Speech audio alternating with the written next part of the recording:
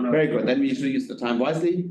Thanks again for coming, and the stage is all yours. Well, then, thank you. It's a big pleasure to be here in this group. I'm, friend of the family, let's say. I'm sitting in Elias' desk, by the way. And also Berlin was the first city where I ever came when I was doing a trip by myself. So it's very nice to come back. What I would like to talk today is not what I've been working most of my career, which is learning properties and what can we do with quantum computers to learn, but rather what can we do with quantum computers at all. And I have some plan on how to use these results and how to use this knowledge and this way of thinking with the learning purpose. But unluckily for me, I'm not that advanced into this way of thinking. So today we will be talking about multiple basis representation of quantum states, which is some sort of a quantum classical representation, but quantum classical way of representing states that hopefully will give us more representation powers and more computational capabilities than classical computers by themselves. And the idea here is to leverage the existing I'm going to move here. Is to leverage the existing capabilities of quantum computers to you make it more dramatic. To increase our capabilities in general, right? We know that our quantum computers are growing bigger and are growing stronger, but we are not yet at the point of full maturity. So what can we do with what we have now? And what we will be doing here is explore a representation of states where several bases are utilized simultaneously.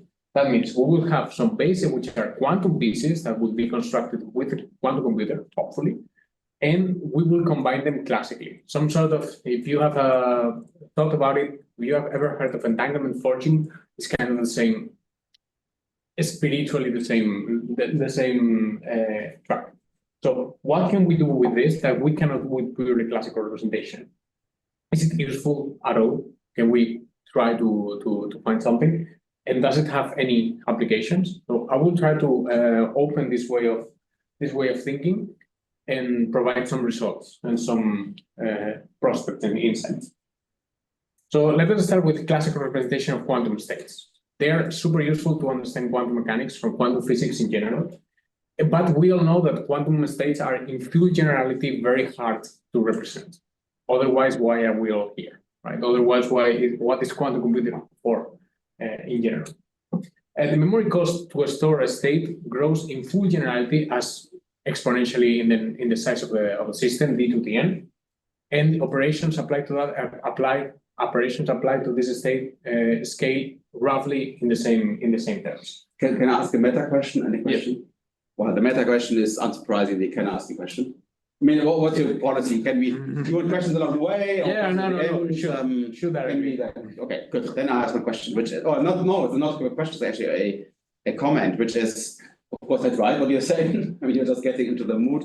But sometimes it's like underappreciated that, of course, a quantum computer cannot well approximate those states as well, right? I mean, a quantum computer will have a hard time approximating states in a suitable sense of approximation in the full Hilbert space. And the subset of states that can be efficiently represented by a quantum circuit is, of course, an exponentially small set in Hilbert space, right? I mean, unless we have exponentially capable quantum computers, which we do not expect to be the case.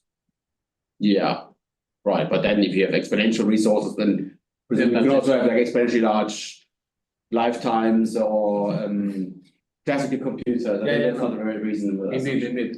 I am aware. But no, it's just that people say so often like there's quantum mechanics, quantum computing, and you're so powerful because you have Hilbert space, and that's so big. Yeah, right. But I mean, let's not forget that a quantum computer can operate in a tiny subspace there.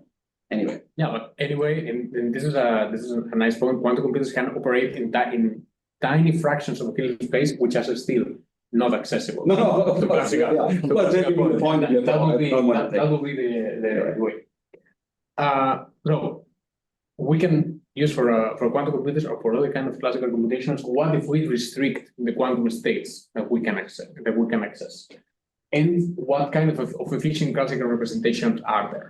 And some examples are tensor networks that have to do with states with area law entanglement. You can have the stabilizer formalism that has to do with the Clifford circuits. You can have big circuits that are very useful for verifying efficiently quantum advantages. You can have Lie algebraic simulation. More, yes? Okay, in a more variational setting, Los Alamos style, and we have different kind of representations, but all of them have share the same properties, which is there exists some clever way of representing these states, which are given by tensor networks, stabilizer formalism, and so on and so forth, such that these quantum states can be represented in a very small, with a very small property. There is some quantity that grows only polynomially in the kind of in the resources that we have to dedicate to find these states. In the case of tensor networks, is the bond dimensions. In the case of stabilizer formalism, is the stabilizer rank. Lie algebra is the dimension of the Lie algebras. And for big circuits, there are some cases. There are some others. It's way less explored. Sorry? Yeah. Here you care about only efficient classical representation or efficient classical processing of these states, because I think every interesting quantum state you can implement on a quantum computer, it meets also an efficient classical representation. That is the quantum circuit description. Yes, but indeed, technically speaking, it admits a classical representation by saying these are the instructions, but then you cannot compute interesting properties from it. Okay, so you don't want only efficient classical representation, you want also computing how to compute interesting thing from there. Yeah, indeed. I haven't reached that point yet, but we will go there. Nowadays we have sort of quantum computers that are limited in qubit size, are limited in depth, are limited in how you can control the noise, how robust we are. And the question is, can we leverage the limited resources that we have to enhance our computational capabilities? And this question does not only apply to the near-term stage, does not only apply to what can we do now, but what can we do in general by using small resources? Because as Jens already pointed out, we cannot throw everything into the quantum computer, because even in that case, we cannot reach all the Hilbert space. So how can we start using this toolbox? Literature has already provided some answers in this, or some prospects in this topic. For example, by entanglement forging, by circuit knitting, which are kind of same, with simulating large systems with a small computer, or with simulating deep circuit with shallow quantum computation. There are all these literature in how to use quantum pieces and put them together to obtain something big. So after this introduction, I'll tell you that we will be talking about it. Multiple basis representation, and we will find some applications of that, in particular finding ground states, reducing shock. This previous work of mine will get that, and an approximation of quantum states from pressure. So without further ado, this is for multiple basis representation, the first, the main core of the talk. So we were going to choose for this multiple basis representation, and if you want to keep something from this talk, it's this slide. We will choose several bases simultaneously. We will build one state as a superposition of sparse states in these bases. Like, we have something here which is sparse, we have something here which is sparse, and we will combine them together classically. These bases will be given by quantum circuits. So it admits an efficient classical representation in terms of quantum circuits. Some of them will be classically. Okay, good. So no, I thought that was an interesting phrase. You say an efficient classical representation in terms of quantum circuits. You mean the quantum complexity is polynomial, yes, say, right? Yes. Okay. Otherwise, yeah. No, great. I don't have checks to pay that debt. So these circuits will be hopefully shallow, thus implementable, easy to implement in a quantum computer. And constructing the overall state will demand, in general, more effort in the preparation of states, even with a quantum computer. So let me give you a bit of graphical description of how I see this. Let us take. Can you train the last point? I think I didn't understand. Yeah. This one. Yeah. Okay. Let me go to it. Okay.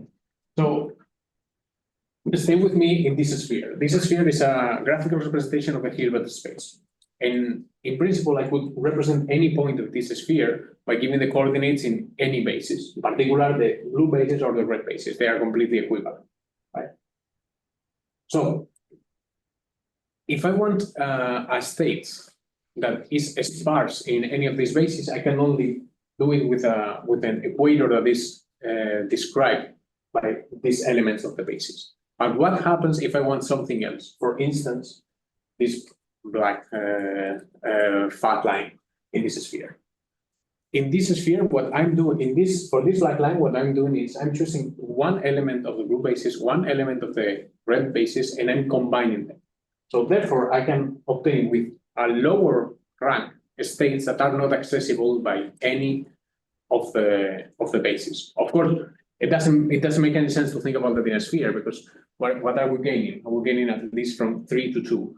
But in the scenario in which we are in a Hilbert space with exponentially many dimensions, we can cover equators or high-dimensional equators of this sphere, which is a Hilbert space, that are not accessible by other bases. And going to Carlos' question, the idea is that we could try to find a basis, which is the blue basis or red basis, but with something very shallow. For example, just a bunch of Hallmark.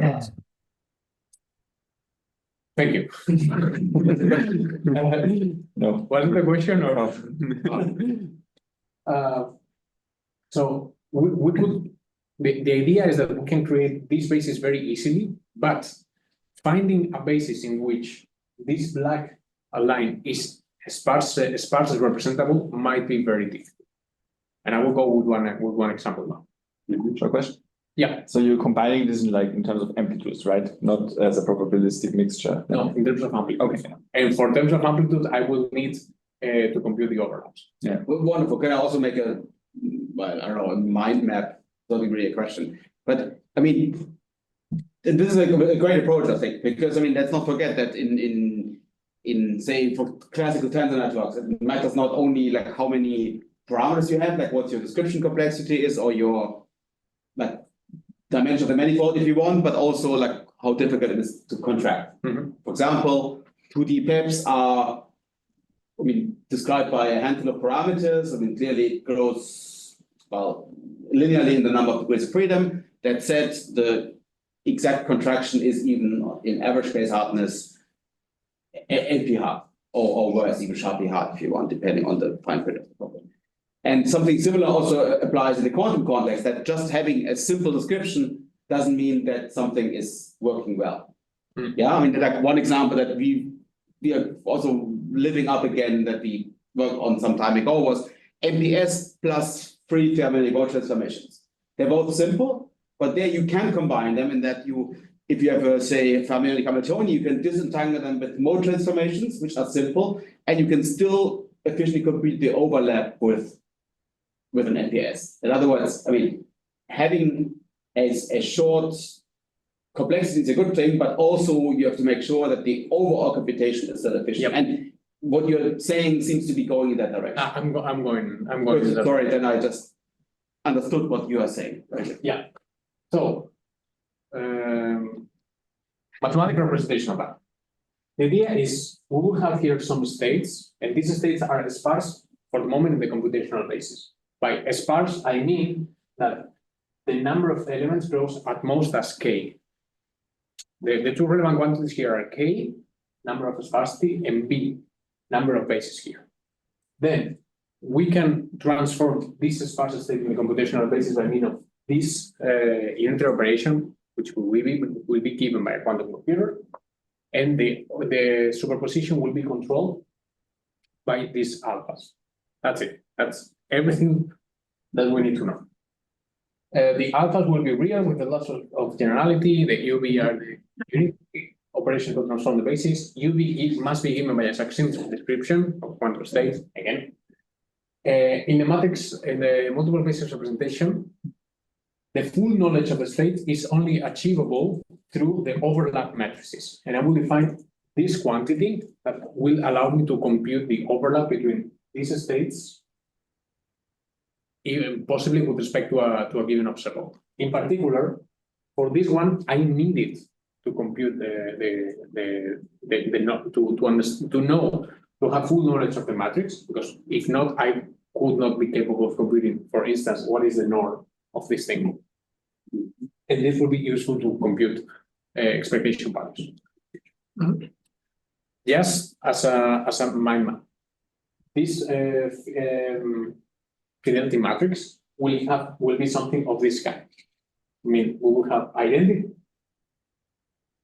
identities here, which are given the basis with itself, and apart from that, everything else will be just this kind of elements.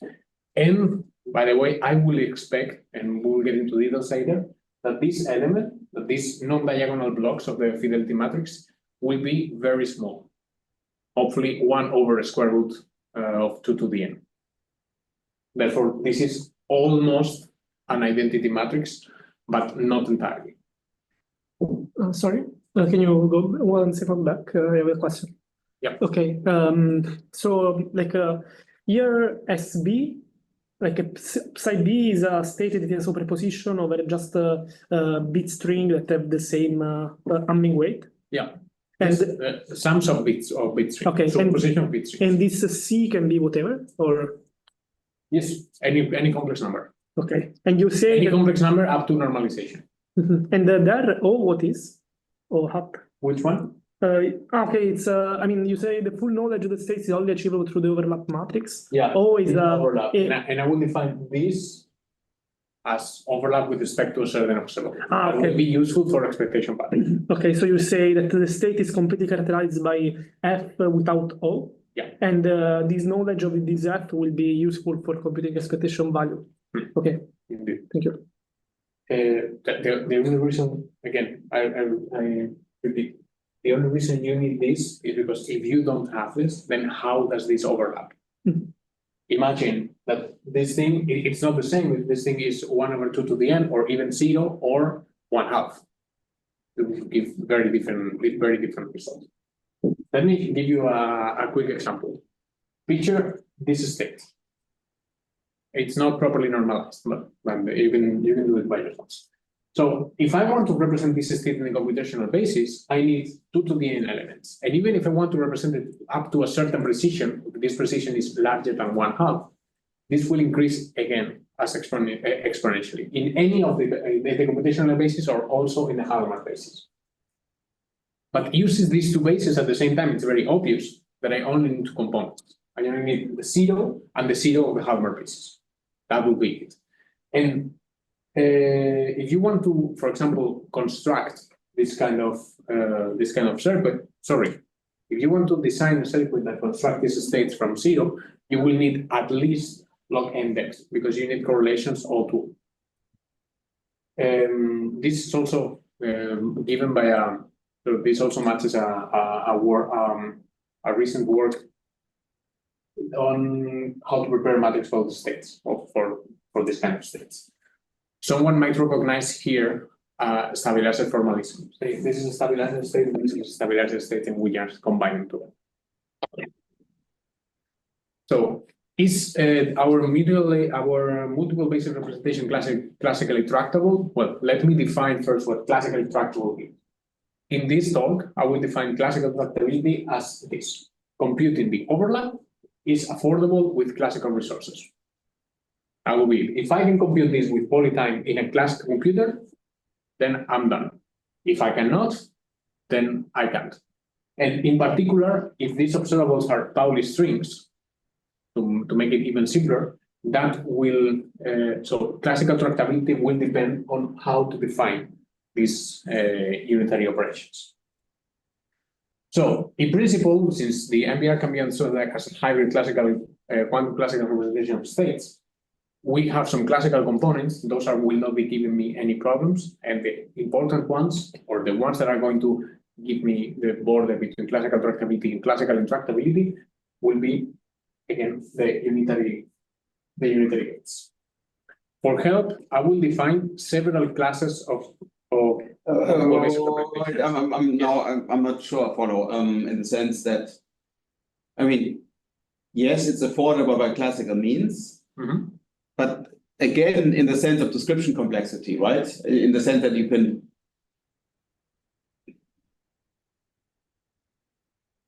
I'm not sure. No, maybe shut up and I ask this later when this is fully clear. Like, I mean, I'll give you a bit of a hint. I mean, roughly speaking, I'm wondering to what extent the classical simulation algorithm that makes use of these quantities is then truly efficient with an upper bounded computation complexity. I mean, I'm basically asking what affordable means, so to say. Or yeah, or the poly effort in runtime in classical computers. Runtime, that's my point. It's runtime, yes. Poly runtime on a classical one. Yeah, sorry. To be more precise.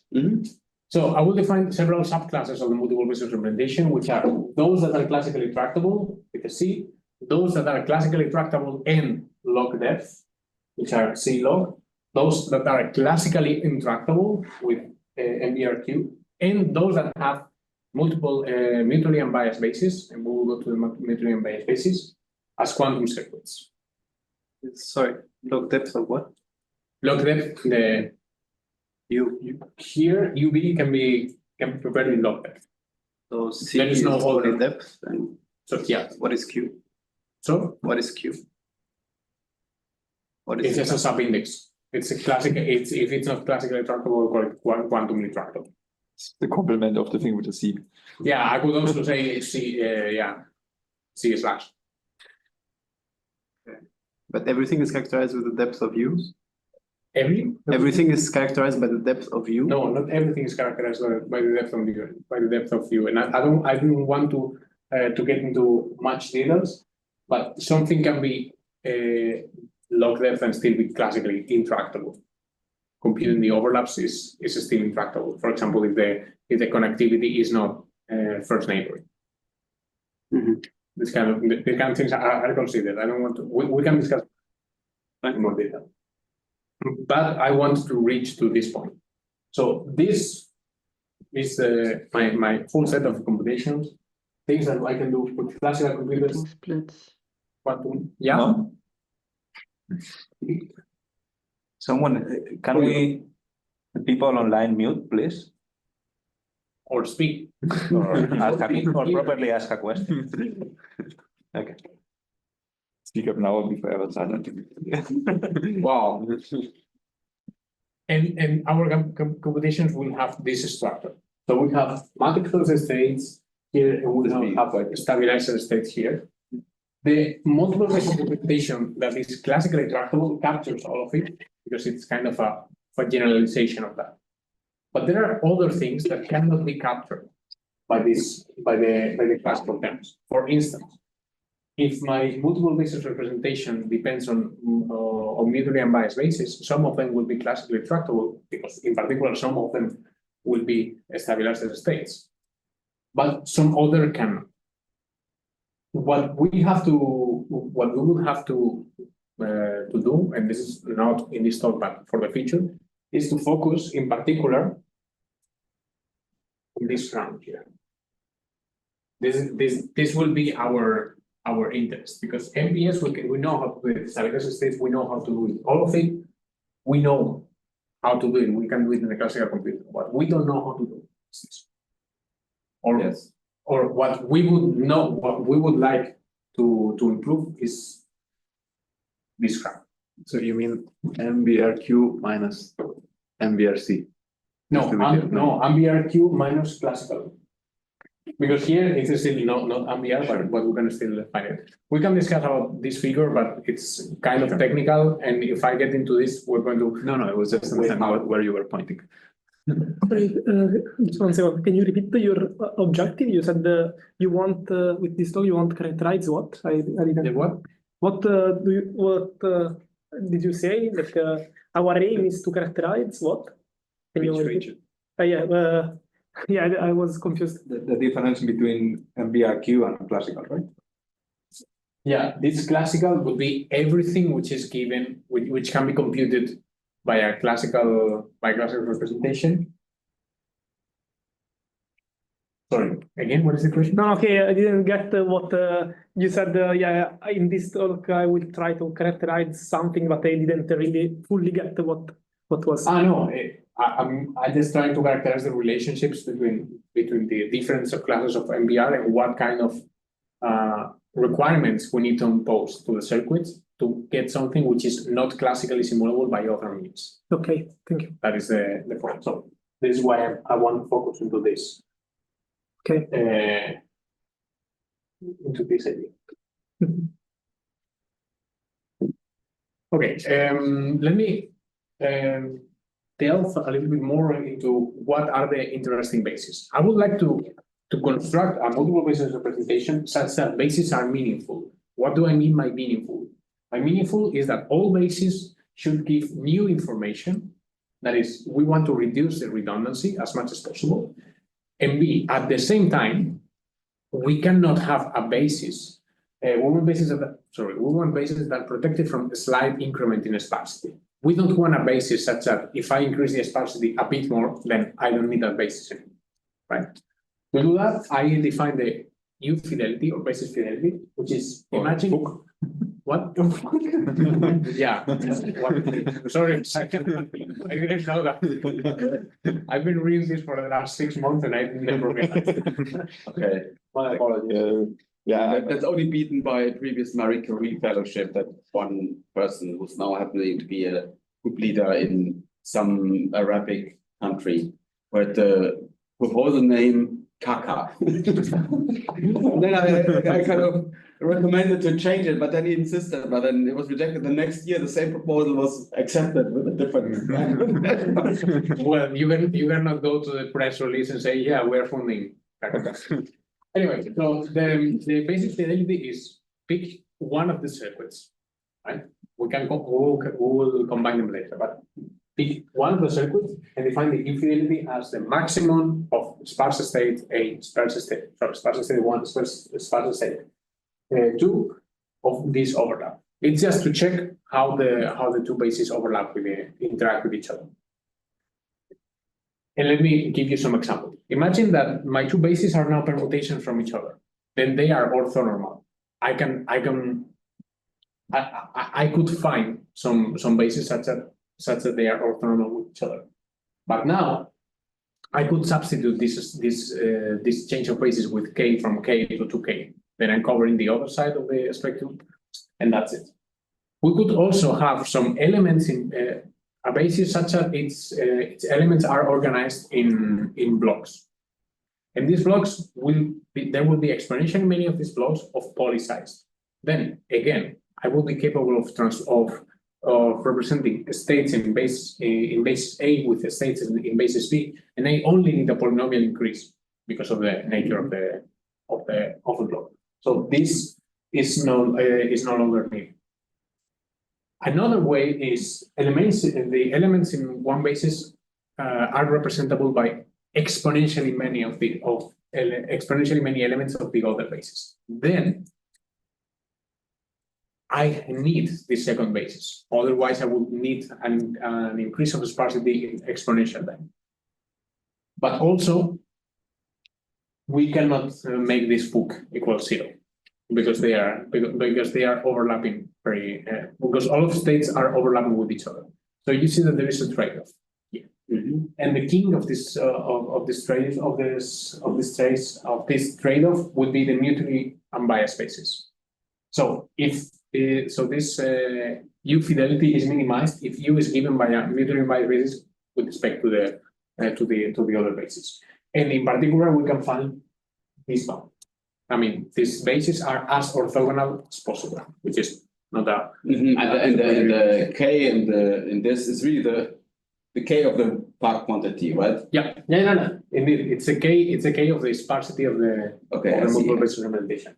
And again, for computational complexity arguments, this K has to be poly. So this is the case. And N, I mean, the whole thing makes also sense for subspaces, right? But here N is the full thing.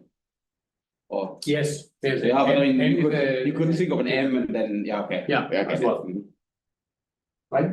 So just if you're not aware of that, mutually biased bases are bases that fulfill this property, right? There are something called complete sets of mutually biased bases that have dimension n+1, with n being the number of dimensions, and in some fields of computing quantum information, there are open problems in here, but not in the case of qubits, or not in the case of prime power dimensions. Complete sets of MUBs can be built with the stabilizer formalism or with Clifford circuit. That means that MUBs, some of them will be classically tractable if they are constructed, but in particular, some other complete sets are unachievable, are not achievable by stabilizer circuits. For example, stabilizer circuits and something else, which is not easily to complete. There are some nice properties of these MBR MUBs. I don't want to go I don't want to get into details, but here you can say that the overlap with the original state is very much controlled by this overlap, because this is a very a quantity that is very close to 1. So for the case of MUBs, really they are very non-redundant. They are as independent as they can be. A dimension of the span of the multiple basis representation is given by dimension KB, the maximum that we can get, as long as this bound holds. That means we cannot put enough different bases so that everything starts being redundant. It's just a normalization aspect.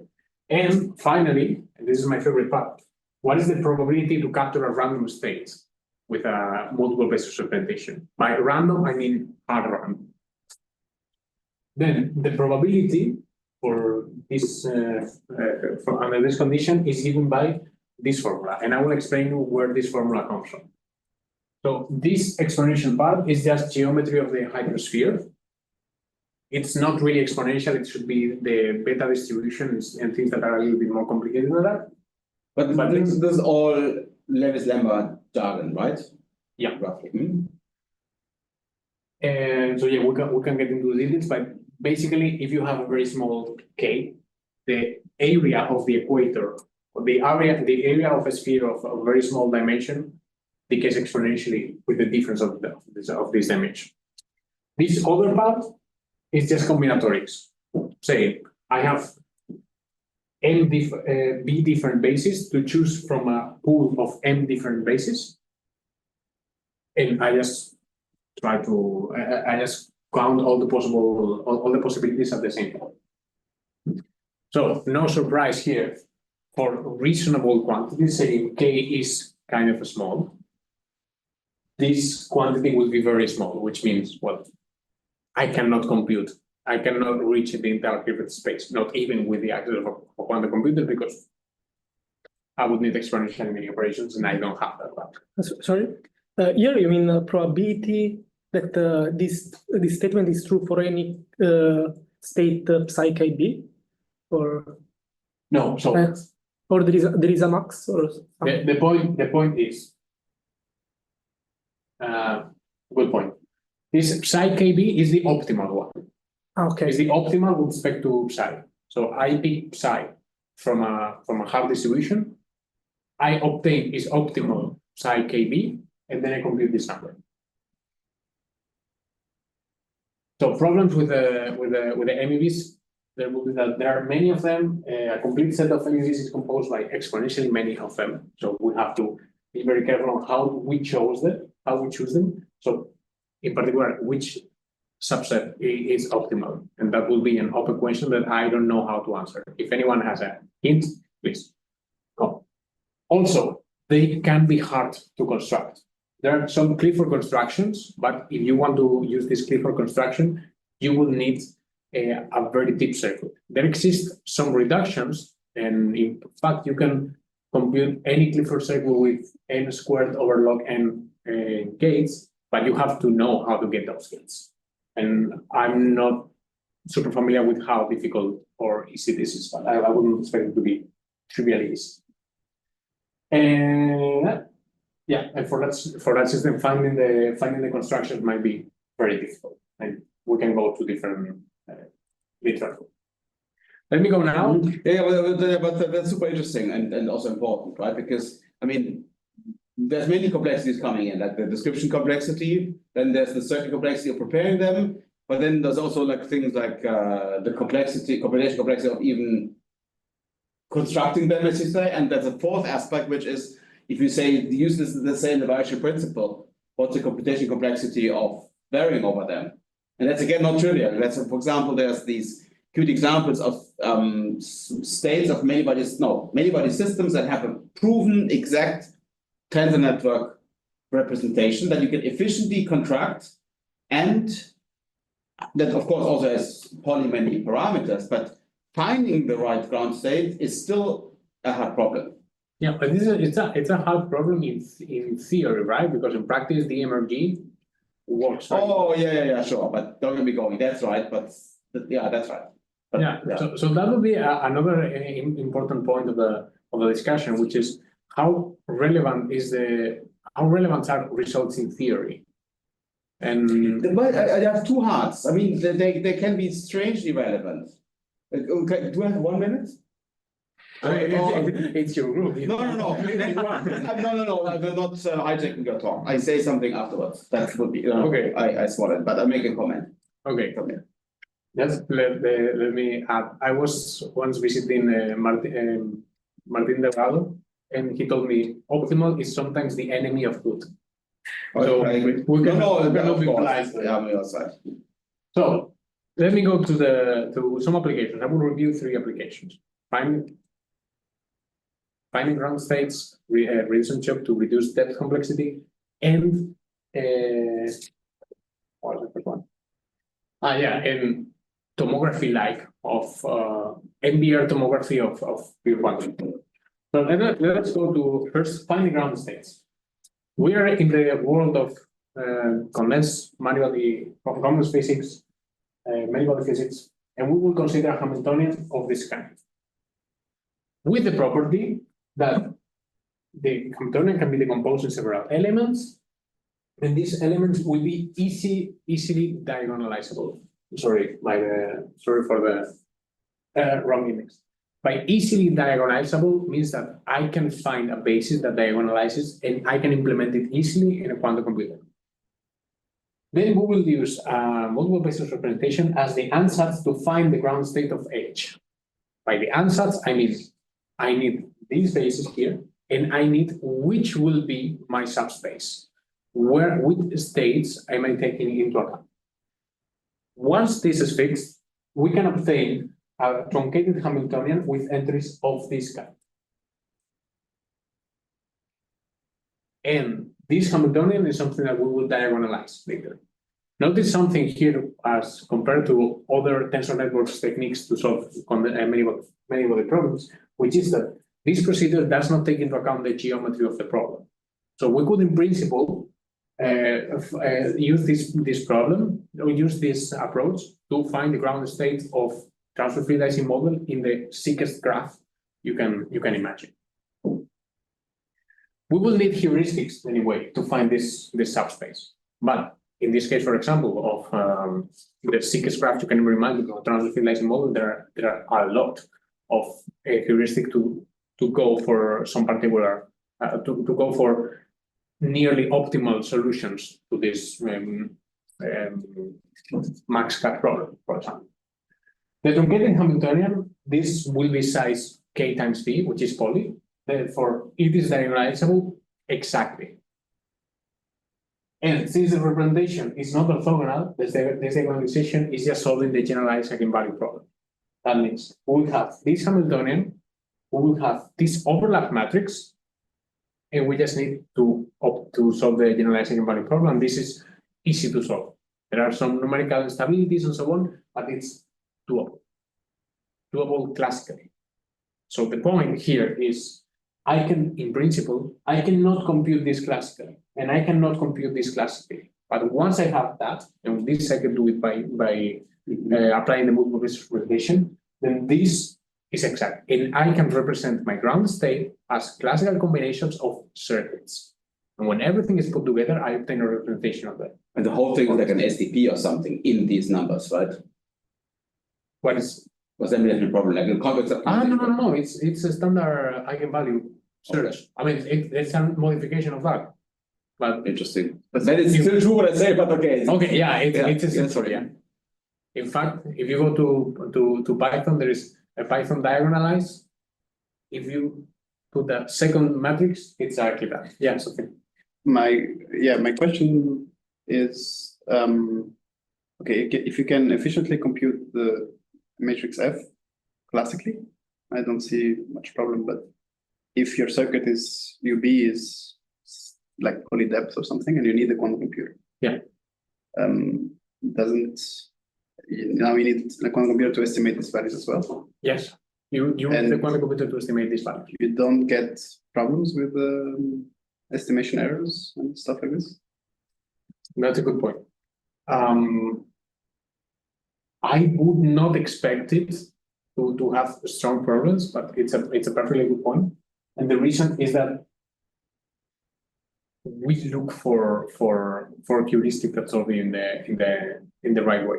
But now that I think about it, for these overlap matrices, in particular, if you use the MUBs, then you cannot estimate that. Small. Yeah, exactly. You cannot estimate that. You need exponential precision or something. Yeah, you need exponential precision. But in that case, there are some cases in which you can use this stabilizer formalism to just know if it's but that's classical. What is the basis? That's classical, no?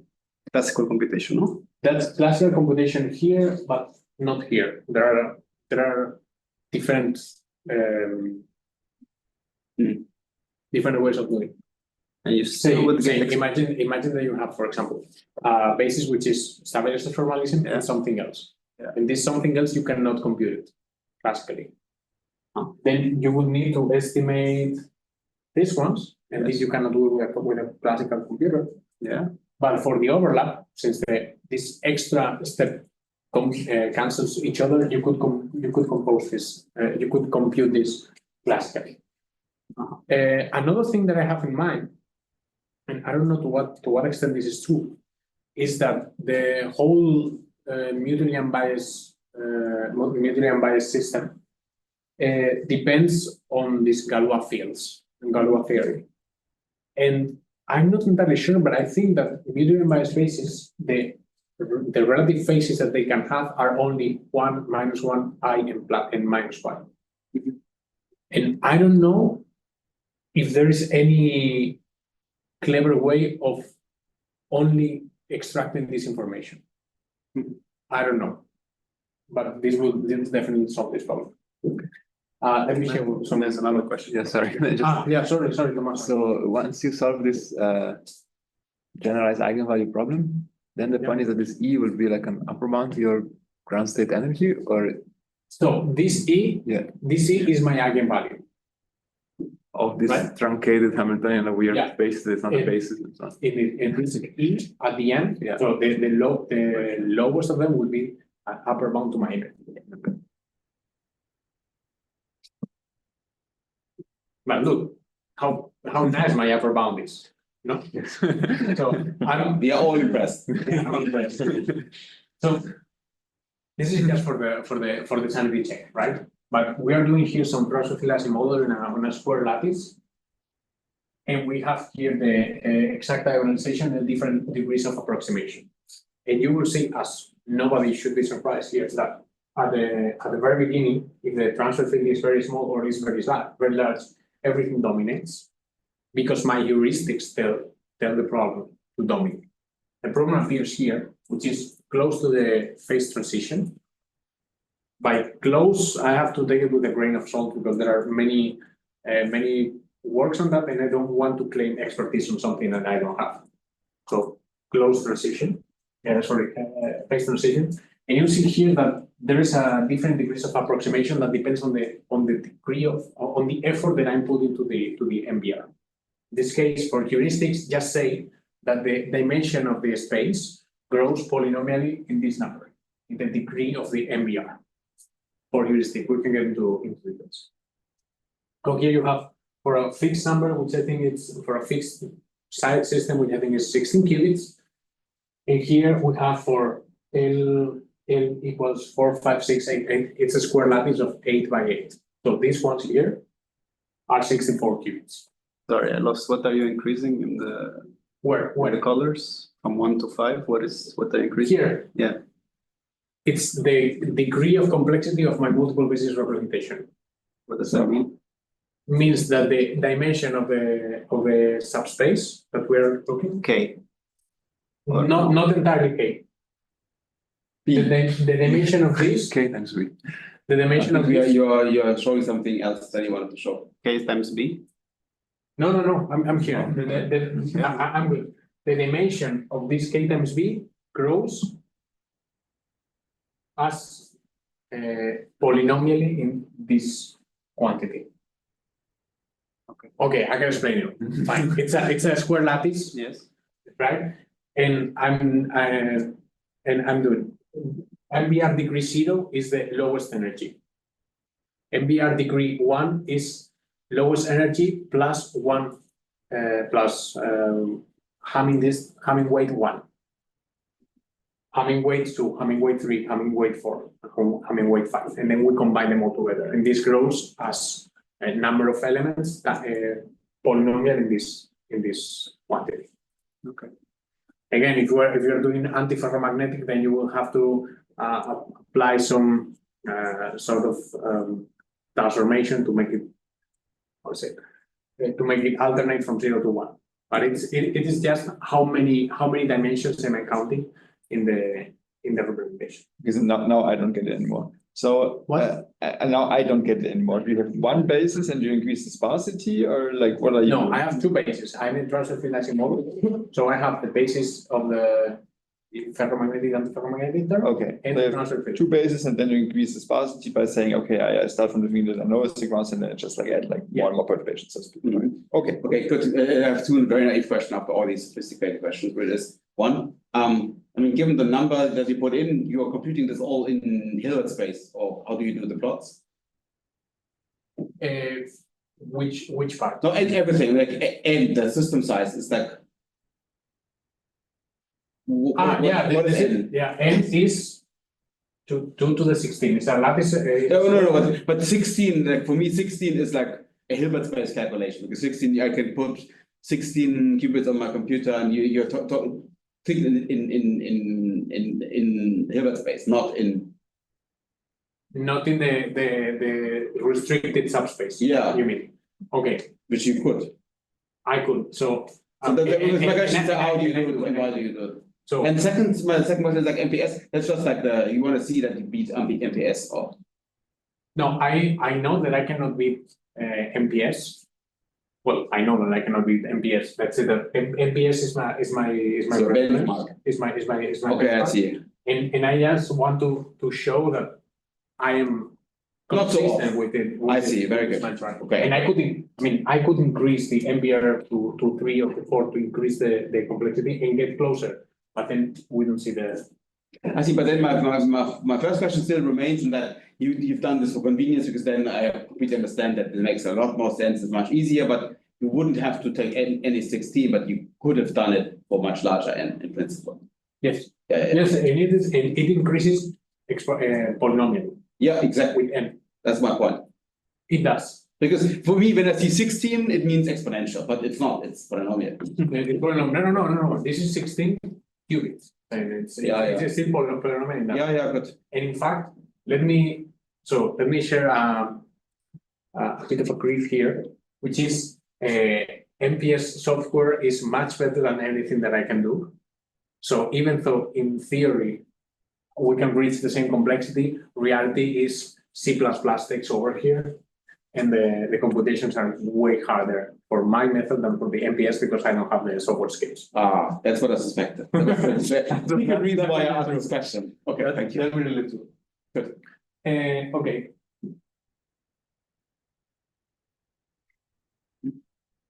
Let me go for a second application. I will be quick here. So for the second application, we are using something called reduce and chop, which is something that we developed in the group. And the idea is basically that we have a very deep computation and we split it into groups, right? We have a quantum computer that fits this step, but my computation is this large, so then I can split into different halves. But of course, there is a problem here, which is I need to measure here. So that will only be useful if my measurement here is sparse, which is what we are looking for in the multiple basis representation. The idea of a reduction chip is to find something here such that it makes it as sparse as possible, and we can do that variationally. We have done it, or there are even some works that allows you to some works that guarantee the existence of something shallow here to increase sparsity. Some theoretical complexity theoretical works, but don't give you any fixed solution. So what we aim to approximate is we want to compute this quantity by approximating as something that increases again as the sparsity. So what we are doing here is basically the same.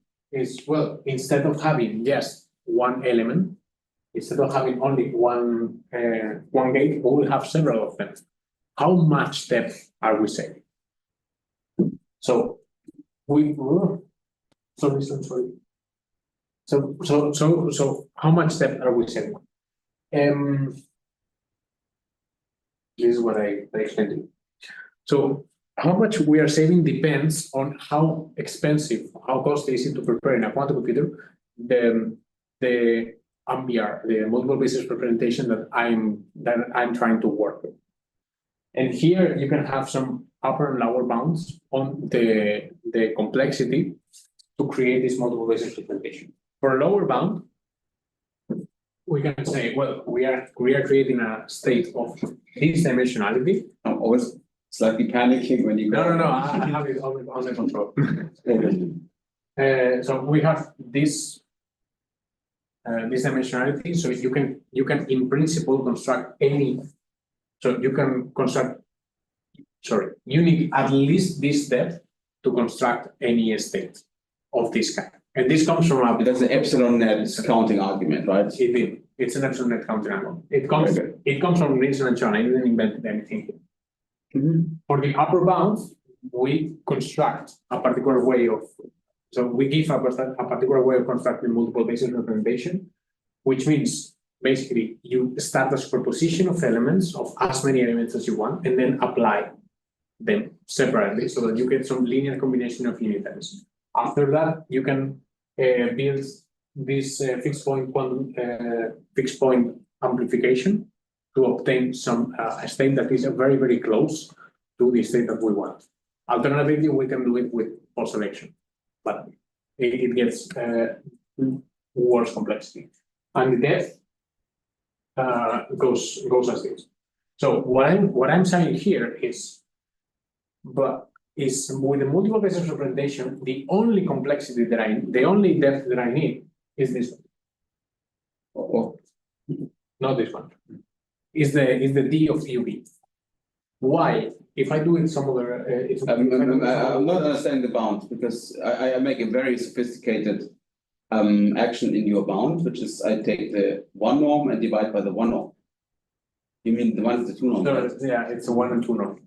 Okay. Sorry. Yeah. No, sorry. I was joking. I was guessing that, but it's like a sparsity level that comes in, right? No, it's like, a sparsity level appears here. In the case, this is the what is the relevance of each of the bases. Incoherence. Good. No, coherence. Yeah, okay. But okay, that's what I. But that's why I said two norm and one norm. Yeah. Okay. Yeah. And I don't remember which. one is up and which one is down. One is up. One is up? Yeah.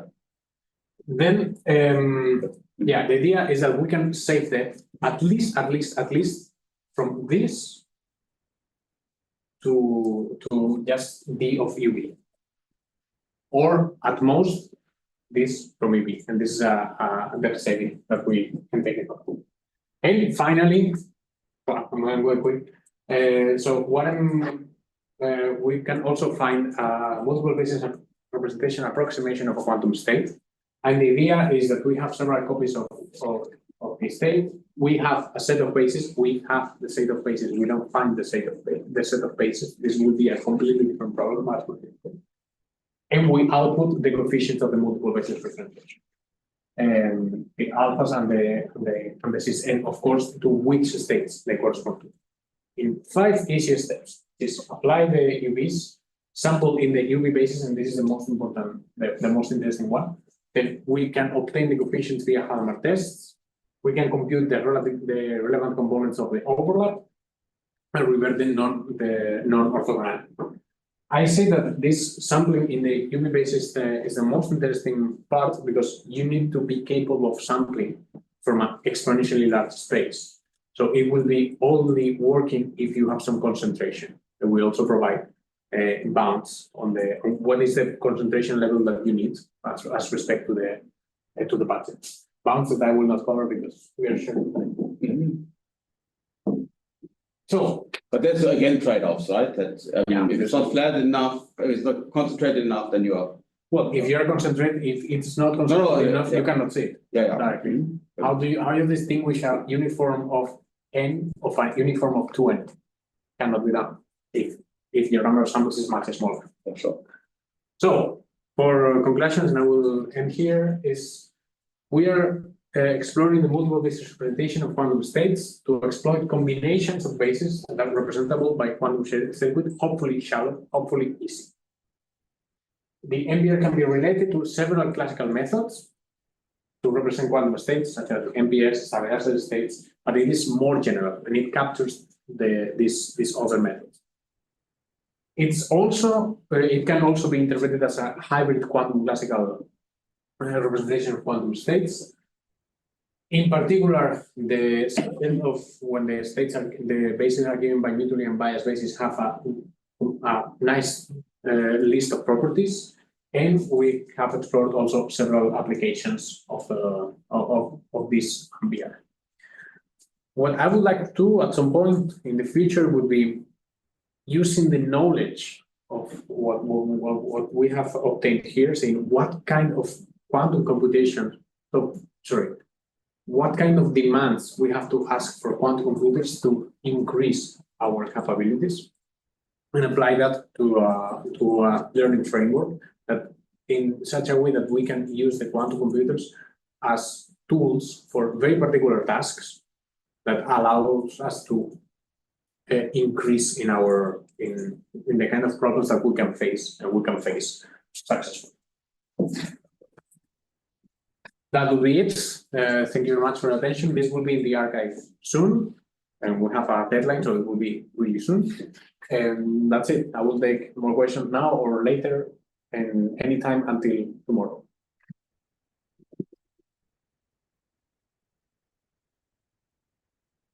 Yeah. I have a question about the Hamiltonians. Like, have you considered also the case when you assume that the Hamiltonian has this form that it's a Sorry, I was just thinking if you ever considered the case when you know that your Hamiltonian is of this form and you want to learn the Hamiltonian.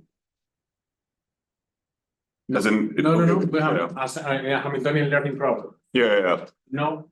But you would know the basis and you would be just finding but it would be very. It's an interesting. That might be something to follow up on. Yeah.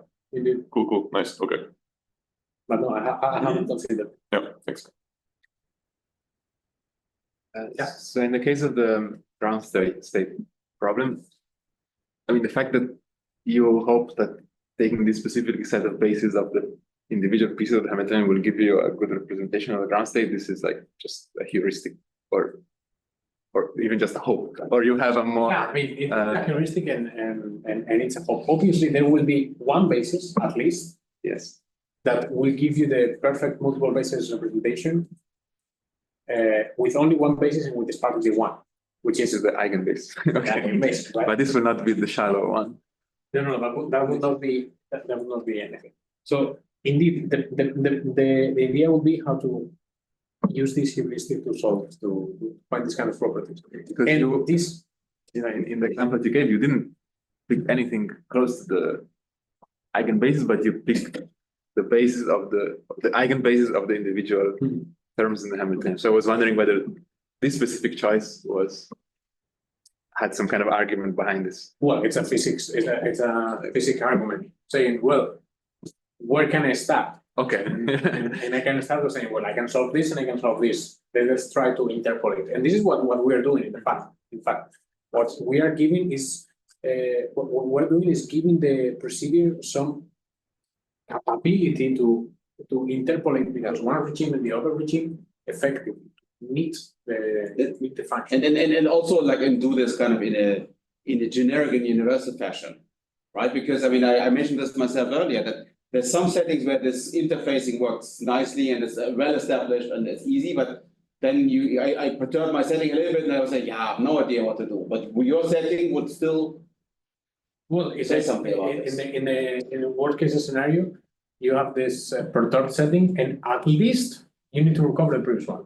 So it's It's not where in my setting I can easily cook up examples where I perturb it and boom, it goes from poly to exponential. Yeah, well. Oh yeah, sure. I would expect it. In particular, closed phase transitions. No, I don't mean this. I mean even much simpler. Like, I mean any of these combinations of just layers of certain easily effectively constructible settings. I have to perturb them, and then suddenly I have like so many coefficients. Well, Big that eats me up. Yeah. Nice. Are there online questions? I don't know.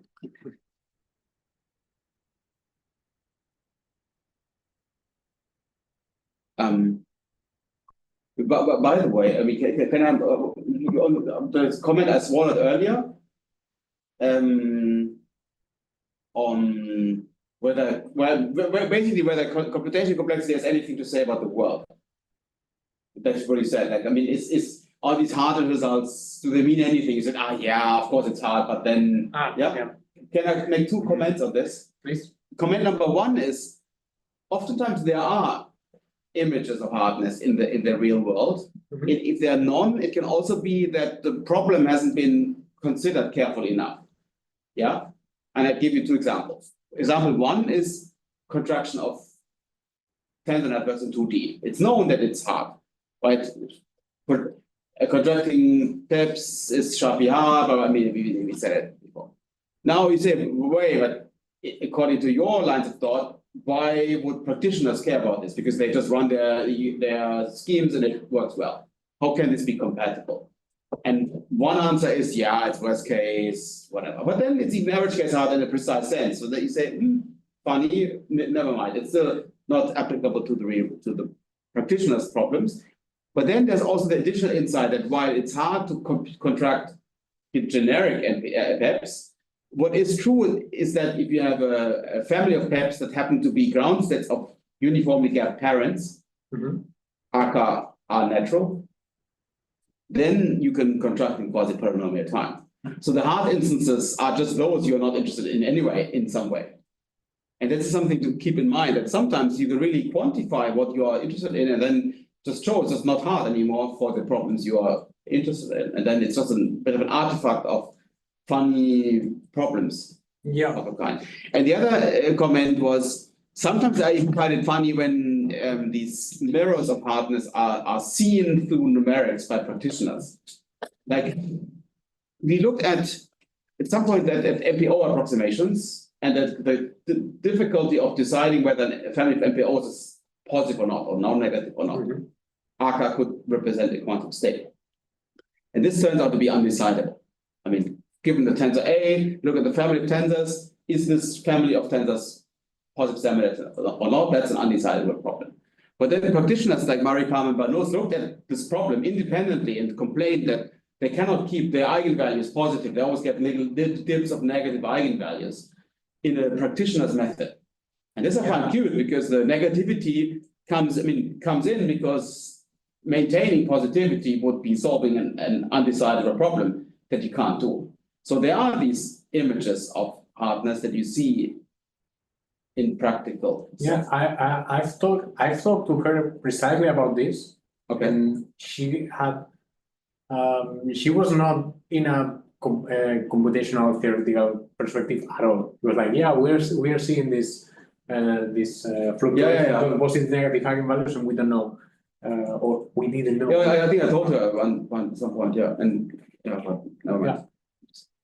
I mean, I don't know when it was, but I would like to add something. So my complaint, quote, on the of taking this computational complexity theory as results that are setting growth are because in some cases we have seen that even though theoretical results are there, reality is stubborn and does not let us see it. And that's say, for example, neural networks is something that theoretically are untrainable, right?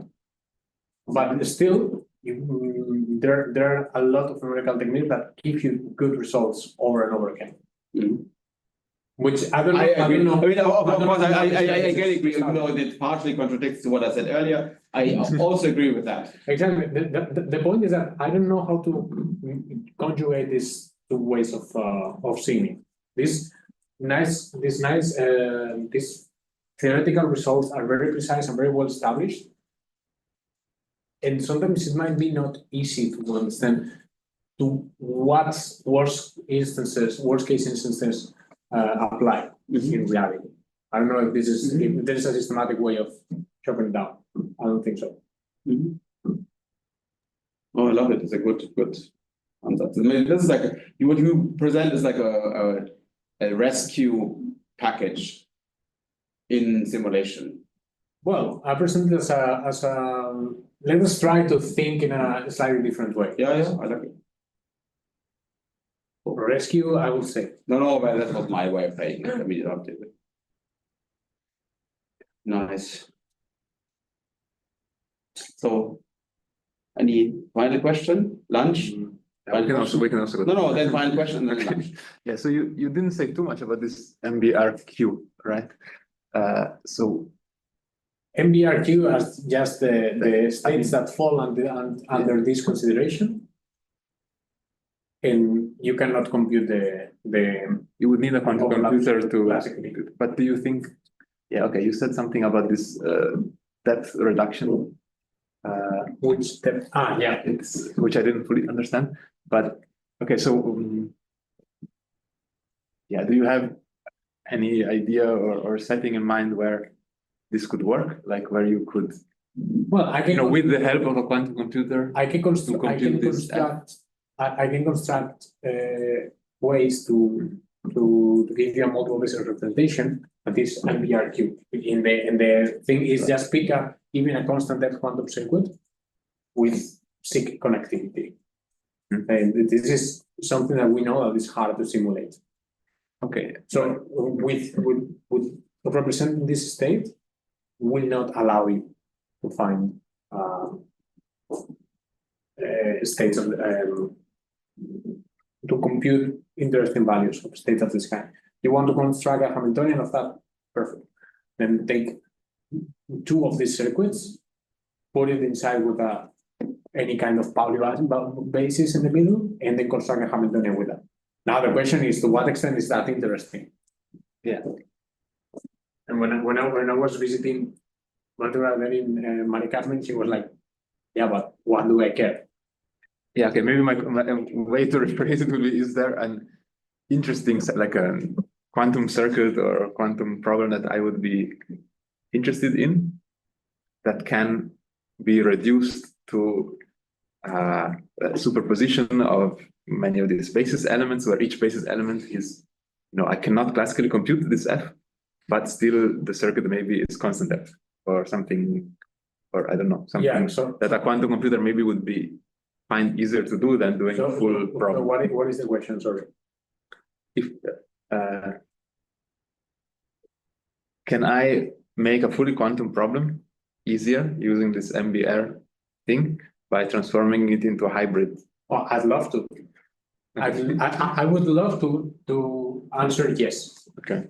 But I cannot answer yes and be completely certain about it. Okay. At least from an interesting problem. And do you see this more as the application, or are you more interested in the cases where you can compute F classically? And No. this is okay. That's the point. Of Yeah. course. Yeah. So the idea, Otherwise, it would be, this would be yet another cute method, but exactly. not so big because, I mean, you're surely eaten up by this usual suspect classical methods then. Yeah. Yeah. So the way of presenting this, well, the way I think about it is, look, here you have a massive sledgehammer. You use it to smash your problems and try to make them pieces that you can track. You can track classically. Sorry, with the help of your new quantum tools. Yeah. That is the idea. Yeah. Nice. Cool.